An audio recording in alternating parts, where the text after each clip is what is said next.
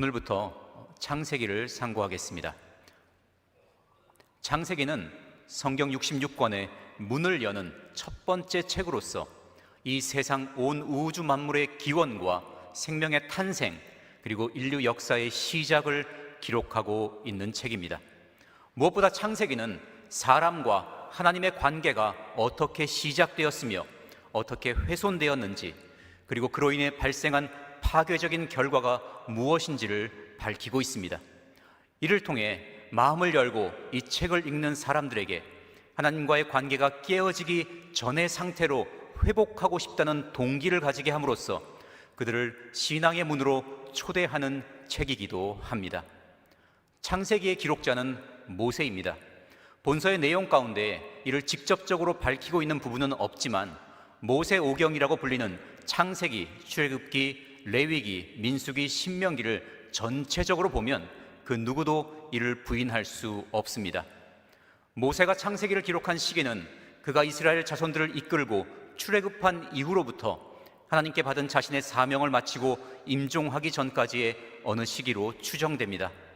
이제 막 애굽의 종살이에서 해방되어 독립된 민족을 이루고 하나님의 택함을 받은 선민으로서 살아가야 할 이스라엘 자손들은 아브라함과 이삭과 야곱의 자손이라는 것이 어떤 의미가 있으며 그들을 애굽의 노예살이에서 구원하신 하나님이 어떤 분이신지를 분명하게 그리고 제대로 알아야 할 필요가 있었습니다. 그렇게 하나님께서는 모세를 통하여 율법을 주시는 한편 온 세상을 창조하신 하나님을 계시하시고 그들이 반드시 알아야 할 인류의 역사와 그들의 조상인 아브라함과 이삭과 야곱이 어떻게 하나님과 동행하였는지를 기록하게 하신 것입니다. 물론 이것은 당시의 이스라엘 자손들만을 위한 것이 아니라 이후의 모든 세대를 위한 것이며 바로 여러분들과 저를 위한 것입니다. 이제 창세기의 말씀을 상고할 때에 성령께서 함께 하셔서 그 말씀 속에서 우리 각자에게 주시는 영혼의 양식을 얻게 하시며 하나님을 아는 지식이 더욱 성장함으로 신령한 기쁨을 얻게 하실 줄 믿습니다. 1절 한 절을 함께 읽겠습니다. 태초에 하나님이 천지를 창조하시니라. 태초는 말 그대로 모든 것이 시작된 시점을 가리킵니다. 어떤 물질이나 현상이 처음 시작된 시각을 의미하는 것일 뿐만이 아니라 시간 그 자체가 시작된 출발점을 말합니다. 그러므로 이 태초 전에는 아무것도 존재하지 않았습니다. 물질도 에너지도 시간도 공간도 이 태초에 생겨난 것입니다. 이 태초에 계신 분은 오직 하나님뿐이셨습니다. 하나님으로 번역된 히브리어는 엘로힘입니다. 이는 권세 있고 힘 있는 뛰어난 분이라는 뜻을 가진 단어인 엘로아의 복수형입니다. 하나님을 향한 호칭에 복수형의 단어가 사용되는 것은 그것이 어떤 대상의 위대함과 그 탁월성을 나타내는 히브리어의 관용적 용법이기 때문입니다. 성경에 기록된 하나님의 3대 호칭은 엘로힘, 여호와, 그리고 아도나이입니다. 엘로힘은 구약 성경에 2250회 정도 사용되었는데 여기 창세기 1장에서만 32회가 사용되고 있습니다. 아도나이는 주님이라는 뜻으로 구약 성경에서 400회 이상 사용되었습니다. 주로 바벨론 포로기 이후에 하나님의 이름을 직접 부르지 않기 위해 사용되었습니다. 여호와는 스스로 있는 자라는 뜻으로 하나님께서 모세를 통해 직접 계시하신 하나님의 이름입니다. 출애굽기 3장 14절에 기록되기를 하나님이 모세에게 이르시되 나는 스스로 있는 자니라. 또 이르시되 너는 이스라엘 자손에게 이같이 이르기를 스스로 있는 자가 나를 너희에게 보내셨다 하라 하였습니다. 구약 성경에 5321회나 사용된 이 이름은 사실 정확한 발음이 아닙니다. 너는 너의 하나님 여호와의 이름을 망령되이 일컫지 말라. 나 여호와는 나의 이름을 망령되이 일컫는 자를 죄 없다 하지 아니하리라 하신 출애굽기 20장 7절의 말씀을 과대 해석한 유대인들은 바벨론 포로 시절을 거치면서 하나님의 이름을 발음하지 않기로 결정했습니다. 아마도 에스겔 선지자를 통해 선포된 예언들 가운데 자주 등장하는 이스라엘 자손들로 인하여 하나님의 이름이 더럽혀졌다는 말씀과 하나님께서 친히 그 이름을 거룩하게 하시겠다는 말씀 등이 그들의 이러한 결정을 내린 계기가 되었으리라고 추측할 수 있습니다. 그러다 보니 원래 모음부호 없이 자음으로만 기록하던 히브리어의 특성상 세월이 지남에 따라 자음으로만 기록되어 있는 하나님의 이름의 정확한 음가를 아는 사람이 사라지고 말았습니다. 그리하여 후대에 그 이름을 읽어야 할 때에는 자음으로만 기록된 하나님의 이름에 아도나이의 모음을 결합하여 발음하게 되었고, 이것이 우리 성경에 기록되어 있는 여호와가 되었습니다. 예흐와나 야훼나 야훼 등으로 발음하기도 합니다. 한편으로는 하나님의 이름의 그 정확한 발음을 모르는 것이 참으로 아쉽기도 하지만, 다른 한편으로는 참으로 다행이기도 합니다. 특히 요즘같이 세속주의와 인본주의가 팽배한 시대에 만약 하나님의 이름의 정확한 발음이 기록되어 있다면 아마도 우리는 매일같이 그 거룩하신 이름을 망령되이 일컫는 사람들의 소리에 마음이 크게 상할 것이기 때문입니다. 천지를 창조하시니라 하였습니다. 태초에 하나님께서 하신 일이 무엇이었는지를 말씀하고 있습니다. 즉, 이 세상에 아무것도 없을 때, 아니 이 세상조차도 없을 때 하나님께서 온 우주 만물을 만드셨다는 말씀입니다. 그러므로 이 말씀은 오직 하나님만이 이 우주보다 선재하신 분이시며 이 세상의 모든 것들은 다 하나님께서 창조하신 것들임을 선포하는 말씀입니다. 태초에 하나님이 천지를 창조하시니라 라는 이 짧은 문장은 성경 66권이 무엇에 대한 책인가를 말씀하고 있습니다. 성경은 하나님에 관한 책입니다. 그리고 성경은 하나님께서 창조하신 것들, 이후에 살펴보겠지만 그 중에서도 사람에 대한 책입니다. 창조주 하나님과 하나님의 형상과 모양대로 지음받은 사람과의 관계에 대한 책이 바로 성경인 것입니다. 그리고 태초에 하나님이 천지를 창조하시니라는 이 말씀은 불신의 세계에서 믿음의 세계로 넘어오기 위해 반드시 넘어야 하는 문턱입니다. 제대로 그리고 올바로 넘어야 하는 문턱입니다. 하지만 벽이 없는 문턱입니다. 이 문턱을 넘지 않아도 교회 안으로 들어올 수 있습니다. 그렇게 많은 사람들이 오랫동안 교회를 출석하면서도, 그리고 스스로를 그리스도인이라고 규정하면서도 여전히 불신의 세계에 머물러 있을 수 있습니다. 이것이 성경에 기록된 내용들을 믿지 못하고 인본주의적으로 해석하려고 하는 사람들, 자기가 이해하고 납득할 수 있는 방향으로만 해석하려고 하는 사람들이 많은 이유 가운데 하나입니다. 어떤 사람들은 하나님께서 창조의 넷째 날에 해와 달을 만드셨다면서 어떻게 셋째 날에 식물을 만들 수 있느냐고 의문을 제기합니다. 창세기의 천지창조 기사는 과학적 지식이 없는 고대의 인물인 모세가 이스라엘 자손들의 민족적 정체성을 형성하기 위해서 짜깁기 하고 지어낸 신화에 불과하며, 진짜 가치가 있는 내용은 창세기 12장의 아브라함에 대한 기록부터라고 주장합니다. 스스로를 무신론자라고 자처하는 사람들의 말이 아닙니다. 자신들을 신실한 크리스천이라고 생각하는 사람들의 주장입니다. 이들은 하나님을 초월적인 존재로서 믿는다고 하면서 하나님께서 행하신 초월적인 일들은 믿지 않습니다. 바로 그 이유가 태초에 하나님이 천지를 창조하시니라 라는 이 말씀의 문턱을 넘지 않고 다른 길을 통해 성경의 세계로, 신앙의 세계로 들어왔기 때문입니다. 이 말씀을 그저 선언적인 문구 정도로 생각하고 그 다음에 기록되어 있는 내용들이 과연 어떠한지, 과연 믿을 만한 것인지를 살펴보려고 하는 사람은 반드시 말씀에 걸려 넘어집니다.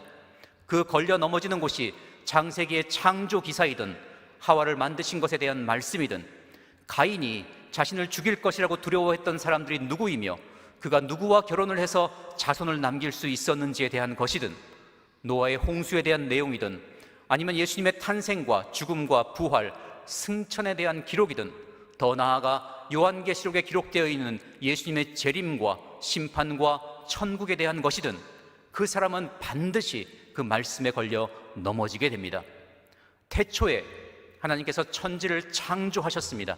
아무것도 없는 상태에서 홀로 자존하신 하나님께서 이 우주에 존재하는 모든 것들을 만드셨습니다. 이는 하나님의 절대성과 주권과 전능하심에 대한 믿음의 고백입니다. 이것을 믿으시면 아멘으로 화답하시기 바랍니다.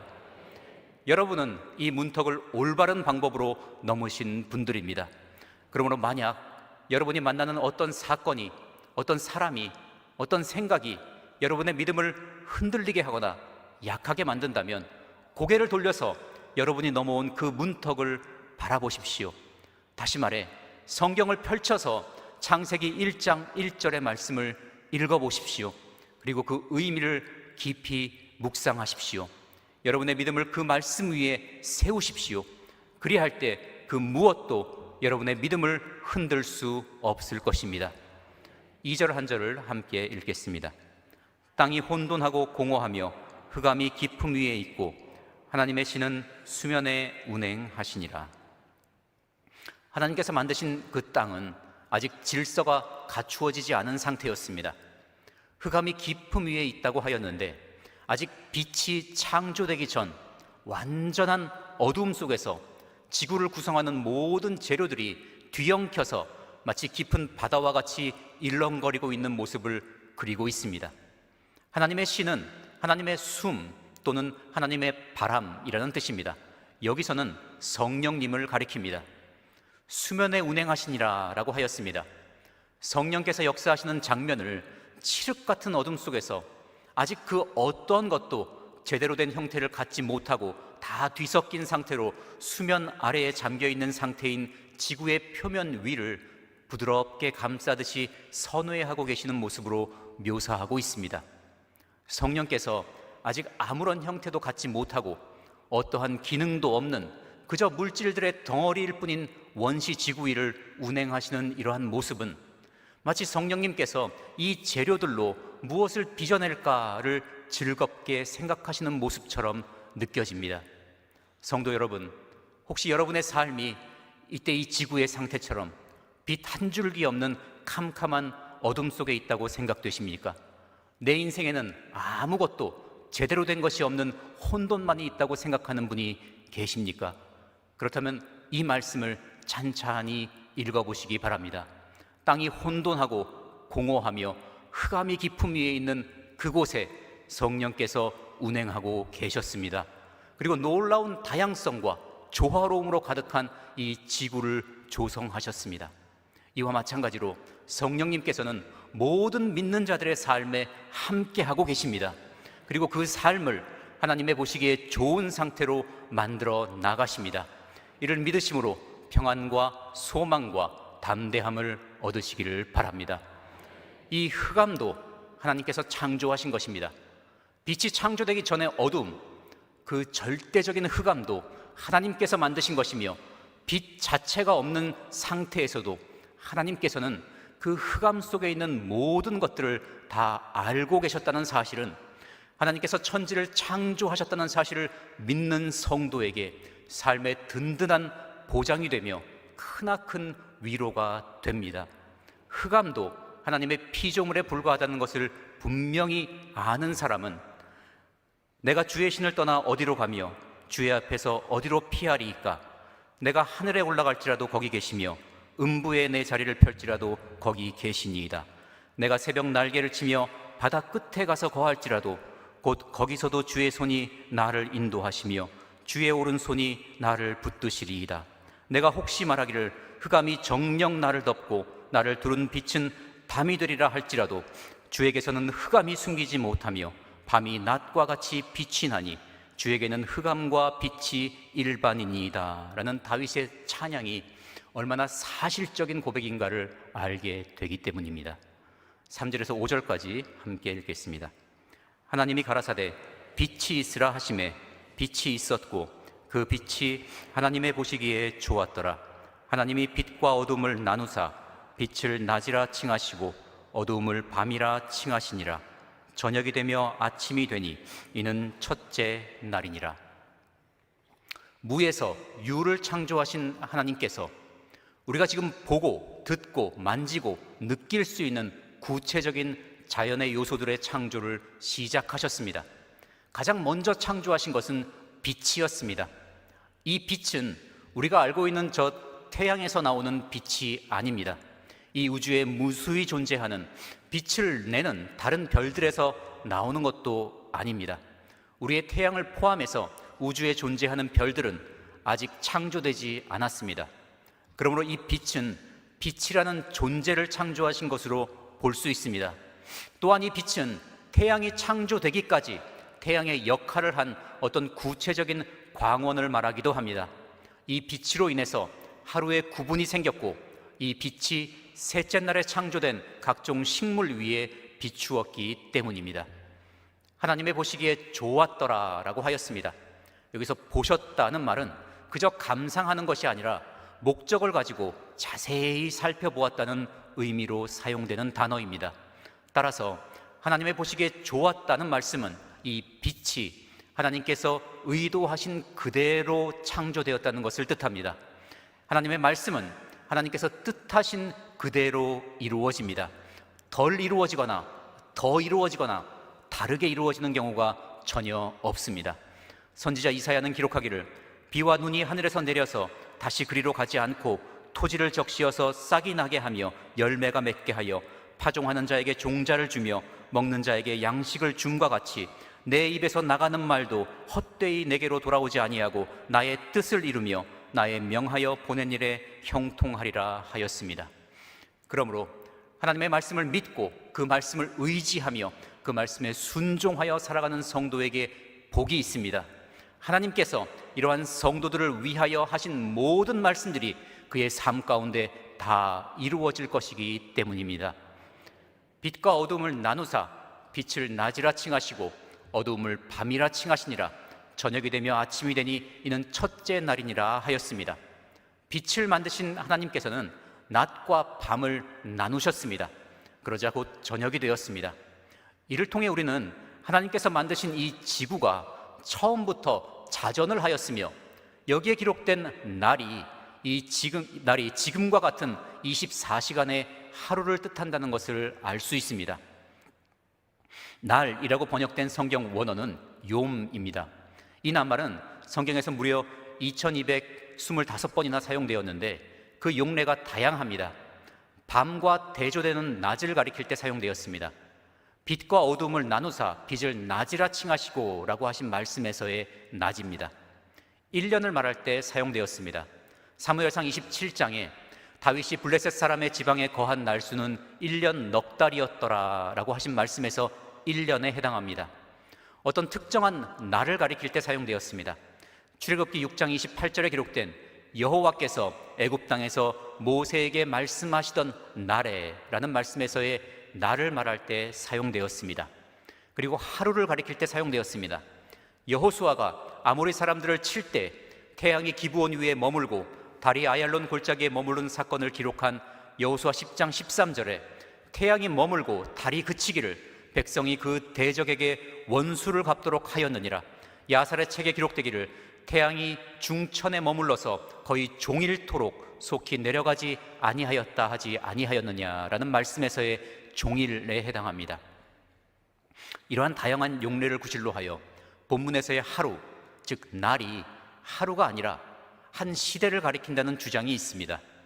또는 같은 단어를 사용했지만 태양이 창조되기 전인 제3일까지의 날은 긴 기간을 가리키고 그 이후의 날은 24시간인 하루를 가리킨다고 주장하는 사람도 있습니다.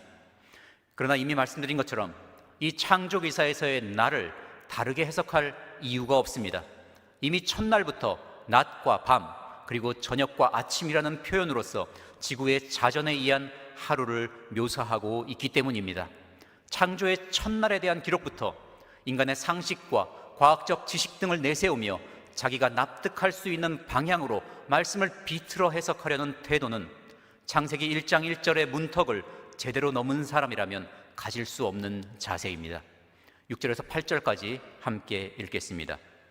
하나님이 가라사대 물 가운데 궁창이 있어 물과 물로 나뉘게 하라 하시고 하나님이 궁창을 만드사 궁창 아래의 물과 궁창 위의 물로 나뉘게 하심에 그대로 되니라.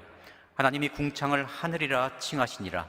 저녁이 되며 아침이 되니 이는 둘째 날이니라. 이 말씀에서 물은 그 물이라는 뜻으로 2절에 기록된 수면 해당하는 그 물입니다. 하나님께서는 궁창을 만드셔서 지구 전체를 뒤덮고 있던 물을 궁창 위의 물과 궁창 아래의 물로 나뉘게 하셨습니다. 이 말씀은 하나님께서 이 지구에 물의 순환이 이루어지게 하셨다는 의미입니다. 그리고 이는 대기의 존재와 밀접하게 관련이 있습니다. 궁창 위의 물, 즉 수증기와 구름은 대기 속을 떠다니는 물방울이기 때문입니다. 또한 궁창 위의 물은 노아 홍수 이전에 지구의 상층부를 두껍게 덮고 있었다고 생각되는 수증기층의 존재도 포함한다고 할 수 있습니다. 또한 사람은 구름이 있어야 하늘의 존재를 제대로 알게 됩니다.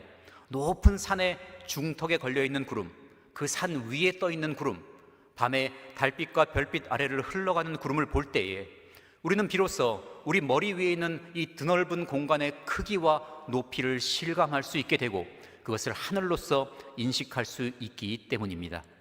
9절에서 13절까지 함께 읽겠습니다. 하나님이 가라사대 천하의 물이 한 곳으로 모이고 뭇이 드러나라 하시매 그대로 되니라. 하나님이 뭇을 땅이라 칭하시고 모인 물을 바다라 칭하시니라.